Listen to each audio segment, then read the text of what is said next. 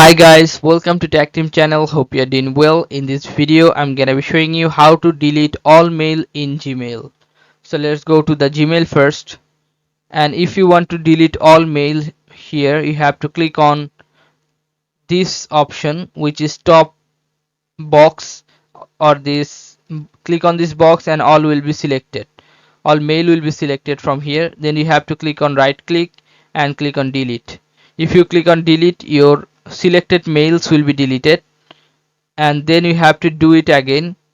You can see that 50 conversation moved to trash.